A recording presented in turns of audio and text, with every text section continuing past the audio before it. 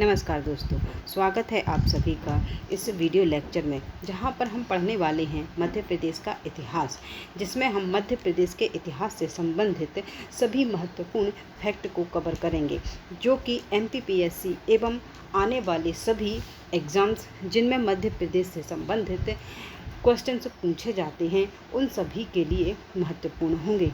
तो चलिए स्टार्ट करते हैं हम मध्य प्रदेश का इतिहास। अब मध्य प्रदेश का जो इतिहास है, इसको हम जो भारत का इतिहास है, जिस प्रकार से हम भारत का इतिहास पढ़ते हैं उसी प्रकार से हम मध्य प्रदेश का इतिहास पढ़ेंगे। तो चलिए स्टार्ट करते हैं हम अपने वीडियो को। तो सबसे पहले हम देखते हैं कि जो संपूर्ण इतिहास है उसको अध्ययन की दृष्टि से कितने भागों में बांटा गया है। तो जो इतिहास है इसको बांटा गया है 3 भागों में।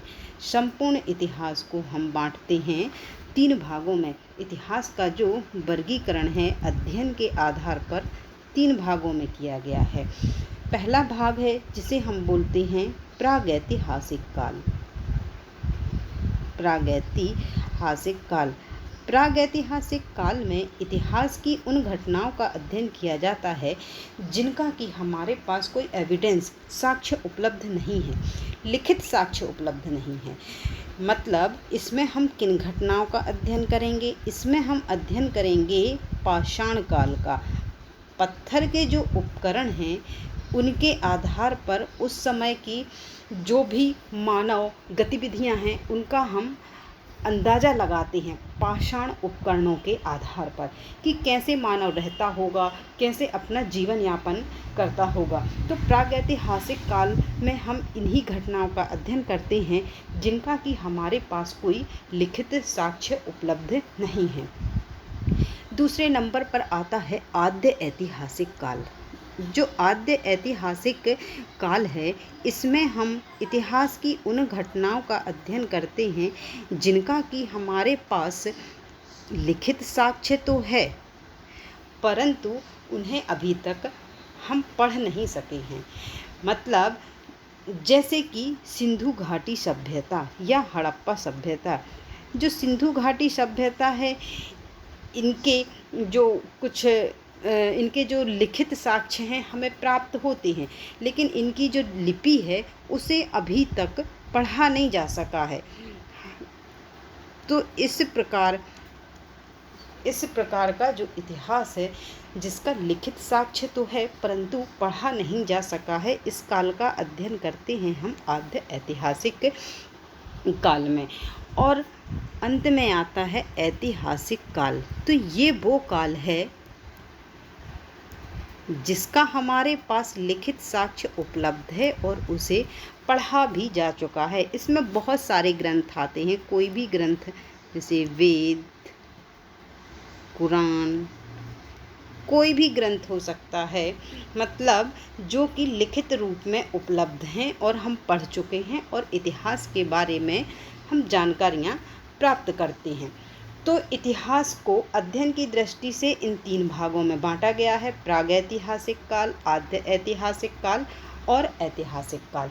प्रागैतिहासिक काल में इतिहास की उन घटनाओं का अध्ययन किया जाता है जिनका कि हमारे पास कोई लिखित साक्ष्य उपलब्ध नहीं होता है। इसमें हम पाषाण काल का अध्ययन करते हैं। आद्य ऐतिहासिक काल में इतिहास की उन घटनाओं का अध्ययन किया जाता है जिनका कि हमारे पास लिखित साक्ष्य तो है परंतु उन्हें पढ़ा नहीं जा सका है, जैसे कि सिंधु घाटी की सभ्यता। और ऐतिहासिक काल में हमारे पास लिखित साक्ष्य उपलब्ध हैं। हाँ, अब जब हम भारत के इतिहास की यदि हम बात करें, जो भारत का इतिहास है, जब हम भारत का इतिहास पढ़ते हैं तो इसको भी हम 3 भागों में डिवाइड करके पढ़ते हैं। सबसे पहले प्राचीन भारत, मध्यकालीन भारत और आधुनिक भारत।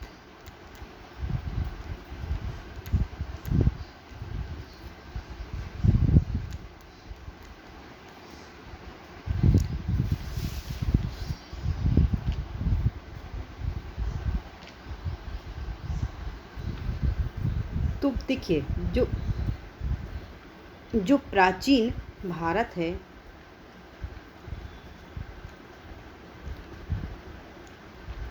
प्राचीन भारत के अंतर्गत हम पढ़ते हैं आरंभ से लेकर के 647 ईस्वी तक की घटनाएं, अर्थात पाषाण काल से हर्षवर्धन की मृत्यु तक प्राचीन भारत में हम यहाँ तक का अध्ययन करते हैं। और मध्यकालीन भारत में 647 ईस्वी से 1757 अर्थात हर्षवर्धन की मृत्यु से प्लासी के युद्ध तक की घटनाओं का अध्ययन हम करते हैं मध्यकालीन भारत में। आधुनिक भारत में 1757 से लेकर अभी तक, या कहीं 1947 या अभी तक की घटनाओं का अध्ययन किया जाता है आधुनिक भारत में, 1757 से लेकर 1947 तक। जो प्राचीन भारत है इसमें हम पढ़ने वाले हैं अब सबसे पहले हम इसमें प्रागैतिहासिक काल का अध्ययन करेंगे। प्रागैतिहासिक काल, और प्रागैतिहासिक काल में पाषाण काल का अध्ययन करेंगे। इसके बाद हम अध्ययन करते हैं सिंधु सभ्यता का। तो सिंधु सभ्यता का कोई भी स्थल मध्य प्रदेश में तो है नहीं, एमपी में नहीं है, तो इसका अध्ययन हम नहीं करेंगे, क्योंकि इतिहास का अध्ययन हम एमपी के आधार पर करने वाले हैं, ना कि भारत के आधार पर। हाँ, लेकिन ये सभी टॉपिक हम कवर कर लेंगे। इसके बाद हम पढ़ेंगे वैदिक संस्कृति, महाजनपद काल,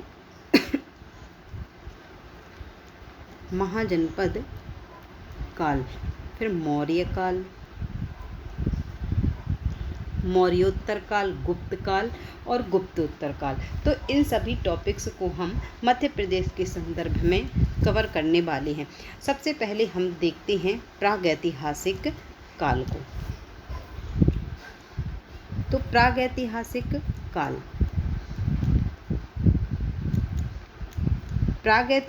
काल के अंतर्गत हम उस समय का अध्ययन करने वाले हैं जिसका हमारे पास कोई लिखित एविडेंस नहीं है, मतलब कोई लिखित साक्ष्य नहीं है, अर्थात पाषाण काल। इस समय में मानव जानवरों के समान जीवन यापन करता था, और पाषाण काल को भी 3 भागों में बांटा गया है। पुरापाषाण काल,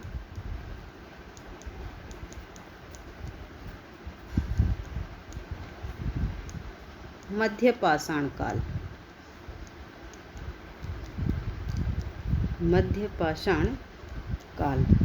और नवपाषाण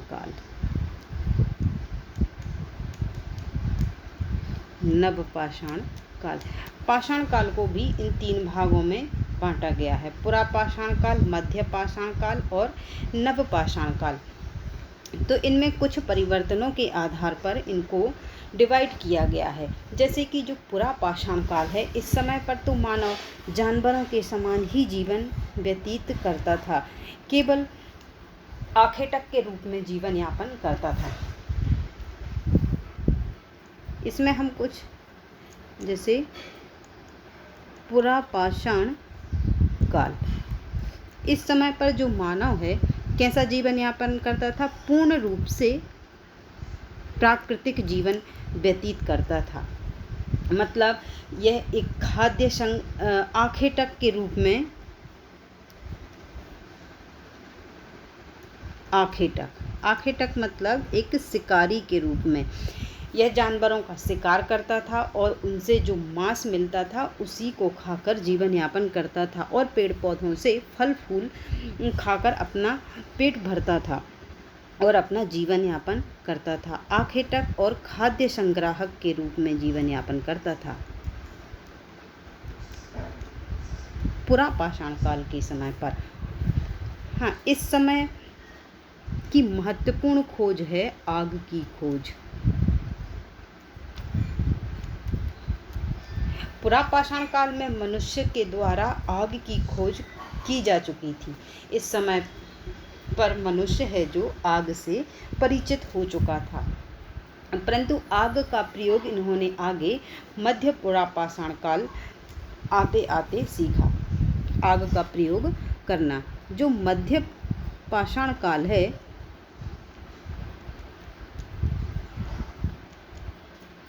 हाँ, मध्य पाषाण काल है जो इस मध्य पाषाण काल की जो महत्वपूर्ण उपलब्धि है वो है पशुपालन।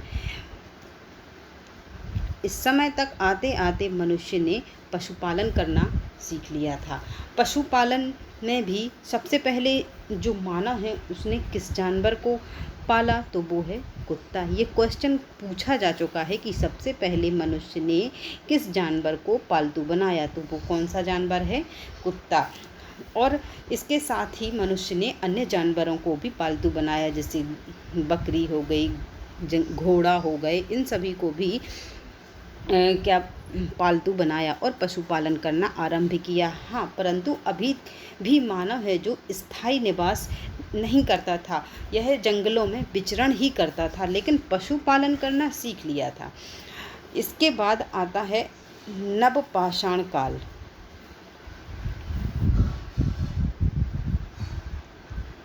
तो नवपाषाण काल मानव जीवन में क्रांति का युग कहा जाता है इसे, क्योंकि नवपाषाण काल की महत्वपूर्ण उपलब्धि है कृषि।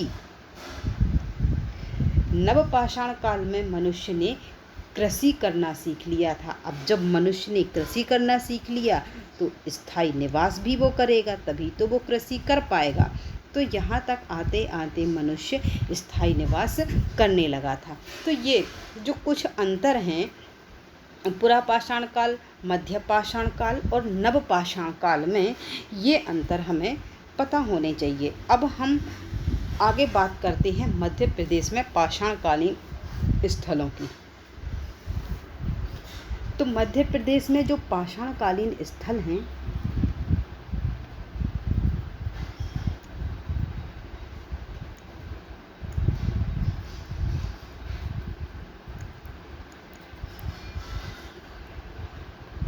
पाषाणकालीन स्थल, तो सबसे पहले हम बात करते हैं हथनौरा की। हथनौरा,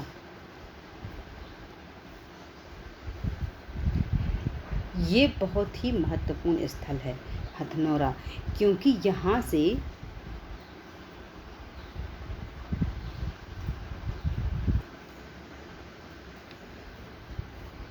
जो हथनौरा है, यहाँ से हमें क्या प्राप्त हुआ है, एक मादा मानव खोपड़ी या कपाल। जो ये मादा मानव खोपड़ी प्राप्त हुई है, ये होमो इरेक्टस मानव की है। जब मानव के विकास का चरण था तो उसमें हम मानव को 4 प्रकार में डिवाइड करते हैं: ऑस्ट्रेलोपिथेकस, होमो इरेक्टस, होमो सेपियन निएंडरथाल और होमो सेपियन क्रो-मैग्नन। तो जो सबसे प्राचीन मानव है ऑस्ट्रेलोपिथेकस, वो तो अफ्रीका महाद्वीप में मिला है, लेकिन जो होमो इरेक्टस मानव है, इसकी जो ये हमें मादा मानव खोपड़ी प्राप्त हुई है, ये होमो इरेक्टस मानव है। और ये हमें कहाँ से प्राप्त हुआ है, हथनौरा से, जो कि कहाँ पर, सीहोर ज़िले में स्थित है। कहाँ पर है, सीहोर ज़िले में। कहीं कहीं होशंगाबाद भी, कुछ पुस्तकों में होशंगाबाद भी दिया हुआ है। अब इसमें कन्फ्यूज़न है, इसलिए मैंने आपको बता दिया। हाँ, लेकिन हथनौरा सीहोर ज़िले में है। मैंने सर्च तो किया है बहुत, फिर भी आप लोग भी देख लेना। तो जो हथनौरा है वो सीहोर ज़िले में स्थित है और यहाँ से हमें सबसे प्राचीन, भारत में सबसे प्राचीन साक्ष्य यहीं से प्राप्त होता है। कहाँ से? हथनौरा से, जो कि क्या है? मादा मानव की खोपड़ी। और ये किस मानव की है? होमो इरेक्टस मानव की। हाँ, और इसको खोजने का जो श्रेय है वो किसे जाता है? डॉक्टर अरुण सोनकिया को। किसे जाता है? डॉक्टर अरुण सोनकिया जी को। 5 दिसंबर 1982, 5 दिसंबर 1982 को डॉक्टर अरुण सोनकिया ने ये हथनौरा में मादा मानव की खोपड़ी की खोज की थी। हाँ, यहाँ से अन्य और साक्ष्य भी प्राप्त हुए हैं, जैसे हाथी, घोड़े आदि के साक्ष्य भी प्राप्त हुए हैं। हाँ, जो हमें यहाँ से मादा मानव की खोपड़ी मिली है, ये नर्मदा घाटी में, ये स्थान है जो नर्मदा घाटी सर्वेक्षण में प्राप्त हुआ है, नर्मदा घाटी के किनारे प्राप्त हुआ है। और सबसे प्राचीन, भारत का सबसे प्राचीन जो जीवाश्म है यही है। तो इसे नाम दिया गया नर्मदा मानव। क्या नाम दिया गया? नर्मदा मानव। तो हथनौरा से संबंधित इतने फैक्ट याद रखना है। और ये एक पूरा पाषाणकालीन स्थल है। अब हम बात करते हैं भीमबेटका की।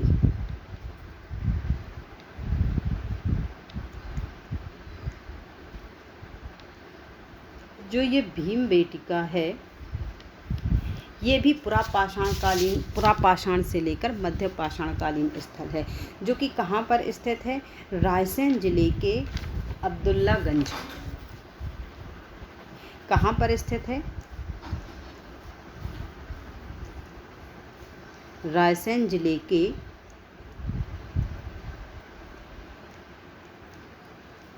अब्दुल्लागंज में भीमबेटका स्थित है। ये भी नर्मदा घाटी में है, नर्मदा घाटी में स्थित है। और इसकी जो खोज है, भीमबेटका की खोज है जो, उसका श्रेय किसे जाता है? विष्णुधर बांकणकर को।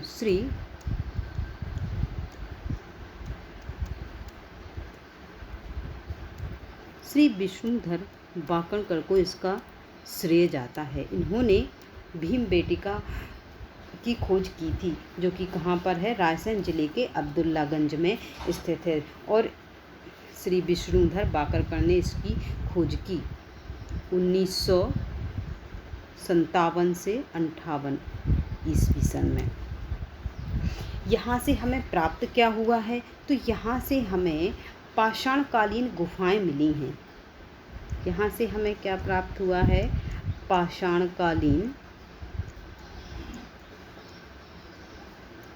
गुफाएं मिली हैं। और इन गुफाओं पर लगभग 500 शैल चित्र बने हुए हैं। शैल चित्र मतलब इन गुफाओं की जो दीवारें हैं, उन पत्थरों पर, जो इन गुफाओं को, पत्थरों को काटकर गुफाएं बनाई गई हैं, उन गुफाओं की दीवारों पर शैल चित्र मतलब चित्रकारी की गई है, लाल भूरे रंग की। यदि कभी इनका कलर पूछा जाए तो लाल, भूरा और कहीं कहीं पीला भी। तो इस रंग से इनमें, इनकी जो पाषाणकालीन गुफाएं हैं, इनमें चित्रकारी की गई है। हाँ, और 2003 में, सन 2003 में यूनेस्को द्वारा इसे विश्व विरासत सूची में शामिल किया गया। यूनेस्को द्वारा विश्व विरासत स्थलों की जो सूची है, उसमें इसे शामिल कर लिया गया है। ये तीसरा स्थल है मध्य प्रदेश का विश्व विरासत सूची में शामिल।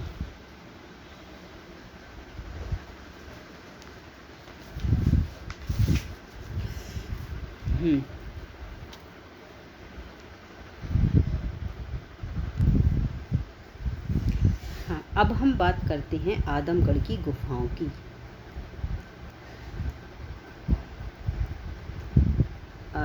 आदमगढ़ की गुफाएं।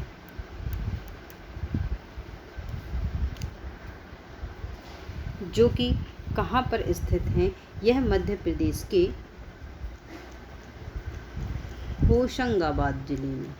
कहाँ पर? होशंगाबाद जिले में स्थित हैं। होशंगाबाद जिले में स्थित हैं क्या? आदमगढ़ की गुफाएं। यहाँ से सन 1964 में R.B. जोशी ने, किसने? R.B. जोशी ने सूक्ष्म उपकरणों की खोज की। सूक्ष्म उपकरणों की खोज की। हाँ, अभी जब हम पुरापाषाण कालीन, मध्य पाषाण काल और नव पाषाण काल में अंतर पढ़ रहे थे, तो इसमें एक अंतर ये भी है कि पुरापाषाण काल से मध्य पाषाण काल तक आते आते जो मानव पत्थर के उपकरण प्रयोग कर रहा था औजार के रूप में, वो छोटे होते गए आगे। मध्य पाषाण काल, फिर नव पाषाण काल में और छोटे होते गए, जिससे वो और अधिक नुकीले और धारदार होते गए। तो यहाँ से सूक्ष्म उपकरणों की खोज की किसने? R.B. जोशी ने सन 1964 में लगभग 25,000 सूक्ष्म उपकरणों की खोज की। हाँ, और आदमगढ़ से हमें पशुपालन का साक्ष्य भी मिला है, जो कि आदमगढ़ है जो, हाँ, भारत में हमें 2 स्थानों से पशुपालन का साक्ष्य प्राप्त होता है। कहाँ कहाँ से? एक तो आदमगढ़ से और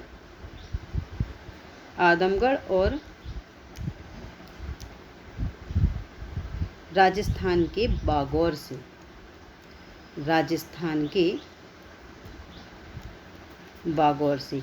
तो भारत में 2 स्थानों से पशुपालन का साक्ष्य प्राप्त होता है, मध्य प्रदेश में आदमगढ़ से और राजस्थान के बागौर से। अब इसके बाद हम बात करते हैं महादेव पिपरिया।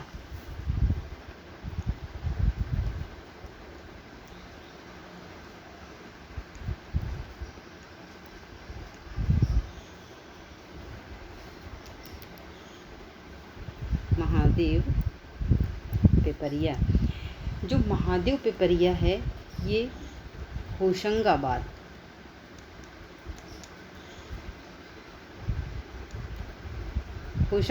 जिले में स्थित है। और यहाँ से सुपेकर ने 860 औजारों को खोजा। सुपेकर द्वारा 860 औजारों की खोज की गई, जो कि पुरापाषाणकालीन औजार हैं, की खोज की गई, जो कि ये औजार हैं पुरापाषाणकालीन औजार हैं।